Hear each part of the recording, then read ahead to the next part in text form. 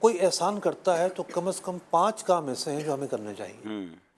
پہلا کام ہے بھلائی کا بدلہ بھلائی، صحیح۔ دوسرا یہ ہے تعریف کرنا۔ بعض اوقات ہم تعریف نہیں کر رہے ہوتے۔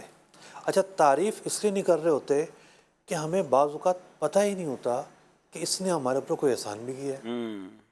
بارہا مشاہدہ یہ ہے، بعض اوقات کوئی سائل ایسا آ جاتا ہے، ہو سکتا ہے وہ کھانا تیار ہو، اس سائل کو پتہ بھی نہ ہو کہ انہوں نے تو کھانا کھانا تھا لیکن اس کو پھر بھی ڈیل کیا، یا کوئی آپ کے پاس آ گیا، آپ کو جانا ہے جناب، سفر پہ نکلنا ہے اور بڑی ملاقاتیں لائن اپ ہیں، آپ نے لحاظ کیا کہ چلو اتنی دور سے چل کر آیا ہے بیچارہ، گرمی ہے، پانی پیش کیا، مل لیے، یہ بھی ایک احسان ہے۔ اب اس کو اندازہ نہیں ہے کہ مطلب کس طریقے سے جو ہے اس نے احسان کیا ہے، اتنی بڑی قربانی دی ہے، خود کو اذیت میں ڈالا ہے، پریشانی میں ڈالا ہے۔ تو اعتراف جو ہے نا، اعتراف یہ بہت اہم چیز ہے۔ جو اگر آپ اعتراف کریں گے تبھی جا کر آپ تعریف کر پائیں گے اور اس گہرائی کو پہنچ پائیں گے۔ اب اعلیٰ حضرت علیہ رحمہ جو ہیں ہمارے کس قدر محسن ہیں، جس کو پہچان ہے وہی آپ کی تعریف کرے گا، جس کو پہچان نہیں اس کو پتہ ہی نہیں ہے اعلیٰ حضرت کیا ہیں۔ اور اگلی چیز ہے دعا۔ دعا جو ہے وہ سب سے اہم چیز ہے۔